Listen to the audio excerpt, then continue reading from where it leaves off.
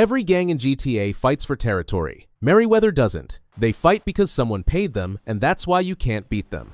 Merryweather Security is a private military company and not a gang. And that distinction matters more than anything else in GTA 5's design, because while you can shoot your way out of a ballast ambush or lose the cops in a tunnel, Merryweather doesn't operate by the same rules. They don't claim blocks. They don't wear colors. They don't rep a hood. They show up when a contract says so, they execute the objective, and they leave. No loyalty. No ego. Just cash and firepower. Compare that to every other faction in the game. The Ballas control Grove Street because it's symbolic, it's about respect, history, revenge. The Vagos move weight in specific neighborhoods because that's where the buyers are. Even the Triads and the Armenians have geographic stakes.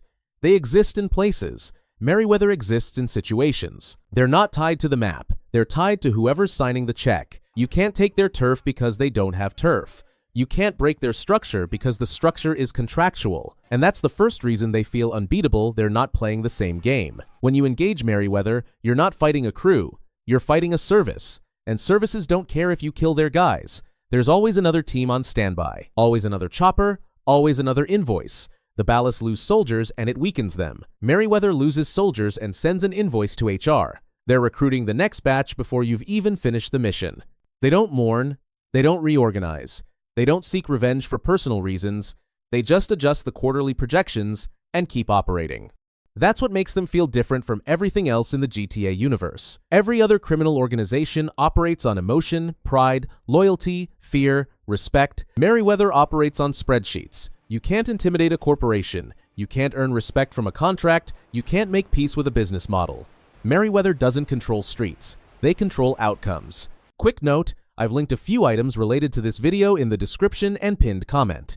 If you're curious, check them out now. Let's get back to the story. Rockstar didn't invent Merryweather out of nowhere. They modeled it directly off real-world private military companies, Blackwater, G4S, DynCorp organizations that do what governments used to do themselves. Wage war, secure assets, intimidate populations, except now it's outsourced, privatized, deniable. If a PMC massacres civilians in a foreign country, the government that hired them can shrug and say, that's a contractor issue. No accountability, no oversight. Just a press release and a settlement. That's the world GTA 5 is commenting on. And it's a massive shift from the crime Rockstar used to depict. In San Andreas, crime was survival. CJ fought for his block because it was all he had. In GTA 4, Nico worked for mobsters and loan sharks, organized crime, but still crime. Still illegal. Still underground. But in GTA 5, crime went corporate. It got an LLC. It got a board. It got a fleet of gunships with the words, Security Consulting, printed on the side. Merryweather is what happens when violence becomes a business model. When killing people is no longer a felony, it's a service tier. You want a convoy protected? That's the gold package. You want a ship raided in international waters? That's executive platinum. You want a small country destabilized? Call sales. And this is Rockstar showing you that crime didn't disappear as society evolved. It just got a logo. It got legal cover. It got a contract that makes it borderline untouchable. The Ballas sell drugs and get raided by SWAT. Merryweather sells war and gets tax breaks. The families run protection rackets in the hood. Merryweather runs protection rackets for Fortune 500 companies and calls it risk management consulting. Same violence, different branding. The genius of Merryweather's design is that they expose the hypocrisy at the heart of the criminal justice system. Street gangs get hunted. Private armies get contracts.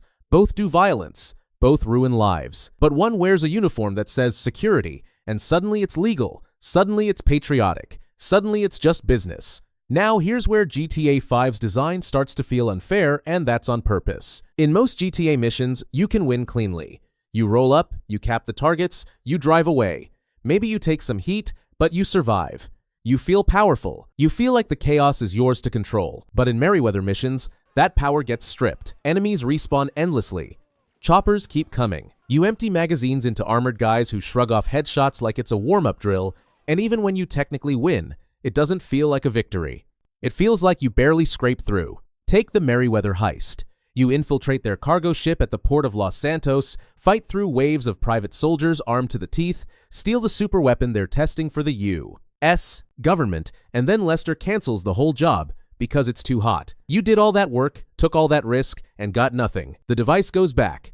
Zero payout. The mission literally pays you nothing, because you can't actually steal from institutional power. Not in a way that matters. Or look at Derailed.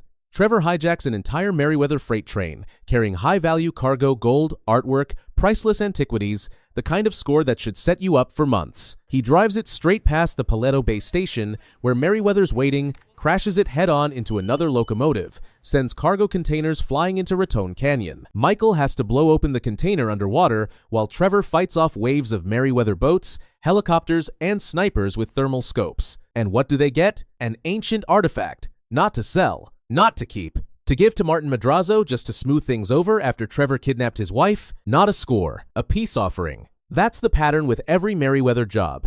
You fight harder than you've ever fought, you lose more ammo, you take more damage, the stakes are higher, the heat is more intense, and the reward is either nothing or just enough to solve a problem you already have. You're not getting ahead. You're treading water against a force that has infinite resources. And then there's the missions where Merryweather isn't even the primary target, but they show up anyway. In Monkey Business, you're raiding Humane Labs and Research, a chemical weapons facility run by the IAA. Michael, Dave Norton, and Steve Haynes infiltrate through an underwater exhaust shaft to steal a nerve agent. But who's providing security? Merryweather. You're fighting them in a government lab, because the government hired them, because that's what they do. They're everywhere. They're in everything. You can't plan a job without accounting for the possibility that Merryweather's already on the payroll. This is intentional design. Rockstar wants you to feel what it's like to fight institutional power. You can beat criminals. You can outsmart cops. But you can't beat a system. You can kill 100 Merryweather soldiers and it won't matter, because they're not the system, they're employees of the system. The system has infinite budget, infinite manpower, infinite legal protection. You're not supposed to win against Merryweather in the way you win against other gangs. You're supposed to realize that in GTA 5, the real power isn't held by guys with bandanas and pistols.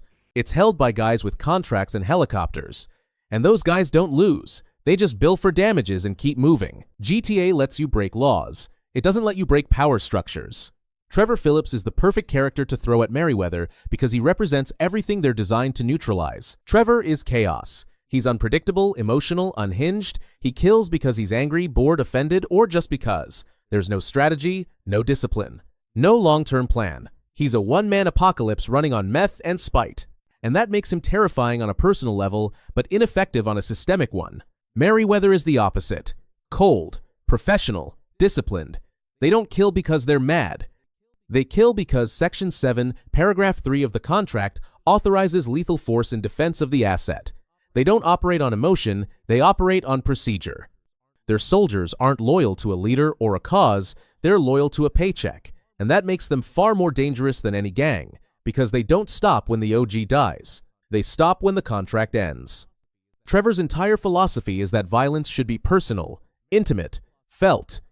Merryweather's philosophy is that violence should be efficient, scalable, and legally defensible. That's the ideological conflict.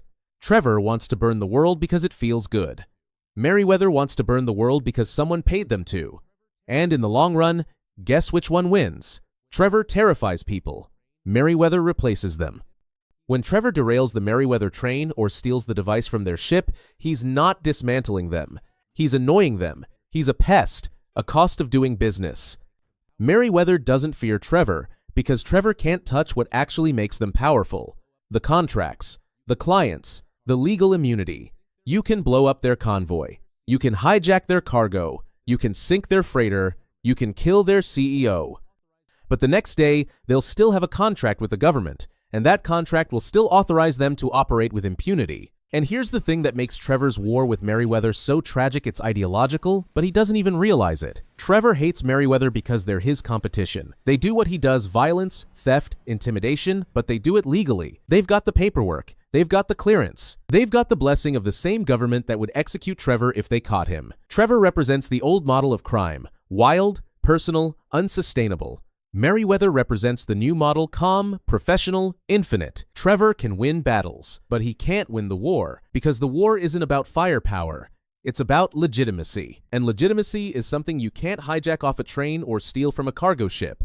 It's something you buy, something you're granted, something that comes from the top down. Trevor's at the bottom, Merryweather's at the table. So what's Rockstar actually saying with all this? That the most dangerous criminals in the world aren't hiding in alleys or running meth labs in the desert.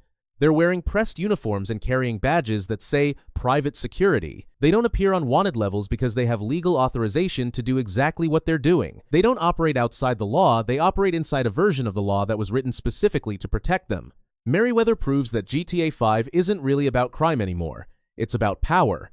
And power doesn't need to be illegal. It just needs to be organized, funded, contracted. You can rob a bank and feel like a criminal. Merryweather can overthrow a government and call it strategic consulting. You get 5 stars and a manhunt. They get a quarterly earnings report and a defense contract renewal. The game lets you kill, steal, and destroy as much as you want, but it never lets you touch the structures that decide who gets to kill, steal, and destroy legally. You can fight Merryweather, you can even beat them in specific missions, but you can't dismantle them. You can't make them irrelevant because they're not a gang, they're infrastructure. Think about what that means. Infrastructure, like roads, like power grids, like water systems. Merryweather's violence isn't an aberration in Los Santos, it's a utility. It's something the city runs on. Devin Weston calls them when he wants Michael's family killed. The FIB uses them as backup. The IAA hires them to guard black sites. They're woven into every level of power in San Andreas. And that's why you can't beat them.